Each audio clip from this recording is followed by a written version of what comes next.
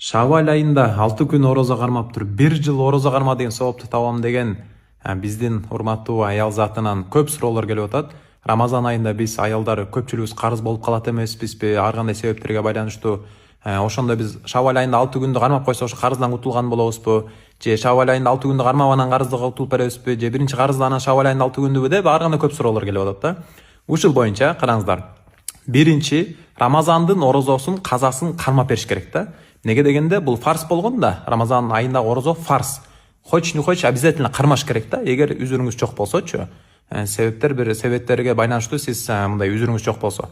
Анан эгер бир себептер болуп калды, ар кандай себептер менен кармай албай калдыңыз, ооруга байланыштуу, кээ биринин аязы келип калат, сапарга чыгып калат мисалы.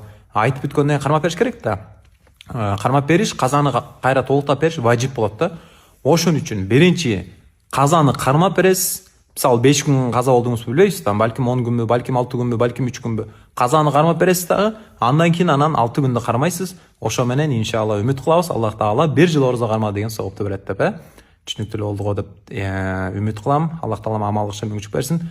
Анан ошо урматтуу апа эже карындаштар, аябай сүйүнүп атам. Аллахым ыраазы болсун, Аллахым кабыл кылсын. Ушунчалык суроолор келип атканына, ушунчалык 6 күнгө да ушундай амал кылып атканына, бул Кудай буйрса Кыргызстаныбыз өнүгүп өсүп баратат деген сөз да. Неге дегенде эгер аялдар ыймандуу болуп, аялдар уяттуулукка келсечи, биздин балдар ушунча талим тарбияга бекемделип, Кудай буйрса Кыргызстаныбыз дүйнөдө алдыңкы мамлекеттерден болот да. Аялдардан көп нерсе зависит этет да.